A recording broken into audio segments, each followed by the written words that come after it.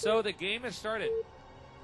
The players are talking to each other a little bit. Mondragon spamming smiley faces, different ones, kind of trying to show off how fast he can use a keyboard.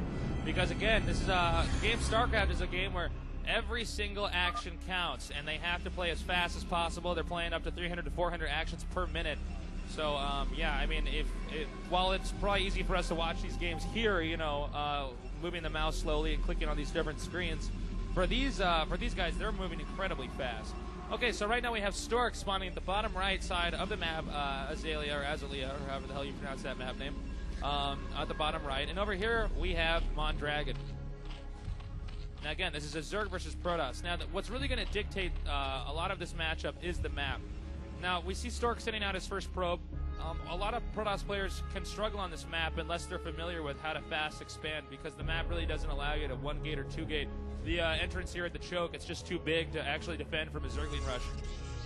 So at this point in time, it looks like, yeah, he will be doing some type of fast expand. Now the next question we got to ask ourselves is he going to be getting the gateway or is he going to be getting the forge? I don't know. Let's ask ourselves that question. What would your answer be? Well, I don't know. I'm just going to wait and see, because I don't want to bother talking about one, then he does the other, and then I look silly. But at this point in time also, we see Mondragon taking this expansion up here. He's probably going to double expand pretty soon. Looks like that's exactly what he's going to do. Tasteless looking over there. We do see the hatch rate going down immediately. And the Overlord is actually going east. So it seems to me like Mondragon, you know, he's going to scout obviously with this Overlord here, but he's making a right guess, you know. I mean, he could have gone north. He could have. So he's going to find himself, you know, a little surprise over here, because he's probably going to run into these pylons and double gateway that's going up right now here for Stork. It's very close. Definitely. And also another thing to note is that these players are fairly close to each other on the map. Stork is opening up with 2 gateways. He's going to rush first, and then he's going to try to back off and do some type of expanding. But how much more difficult would this rush be? I mean, this Overlord has stopped now. Yeah, that's right. Well, he doesn't want him to find him too soon. So once he saw any sign of a gateway or a pylon, he immediately stopped and pulled back, because the Overlord vision is a little bit bigger than the gateways. Now, the big question is also going to be, can Mondragon out-micro Stork right now? Because that's what this game's going to turn into, as we see the first Zealot coming out here. It's going to turn into this battle where if Stork loses the battle, he'll be a little bit more behind. And Mondragon will definitely be ahead. But if Stork starts to win the battle, the game could end very fast. We are seeing that Zealot, that first Zealot that came out is going southwest. So he is going to find probably this expansion of Mondragon right away, and he is going to see it. So it looks like he's probably going to start administering some hurt here to this expansion. Looks like he's going for that early hatchery. Overlord popping out. That's going to allow him to make a few more Zerglings. Okay, now here come the Zerglings. Now the question is going to be, can he use these Zerglings to cut off this first Zealot from that rush? He has to reinforce that really quickly. Stork carefully maneuvering that Zealot around there. Now picking off the probe and then pulling out again. Every unit counts right now.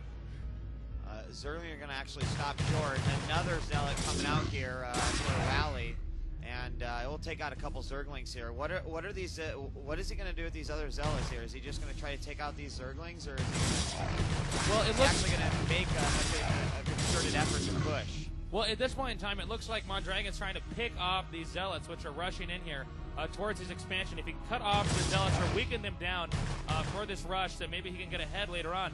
But at this point in time, also bear in mind that Stork doesn't seem to be too worried about that. He's going right for that hatchery. Here comes some more Zerglings now gathering around. Now he has to be very careful, Stork does, to not lose his Zealots. The Zealots are, of course, stronger than the Zerglings, but if he can get a good surround, he could possibly take them out. Here come a lot more Zerglings, but they're meeting up with some more Zealots right now. It's going to come down to the player's micro. Take it, Rookie Marcus. All right, well, you can see the Zealots are actually going to, I think, be successful in that push here. Zergling's going to back off just a little bit more, coming in some support. It's a great micro off of those Zealots, bringing the low ones to the back line. And I don't think I saw one go down there, Tasteless. He's going to go back to this hatchery.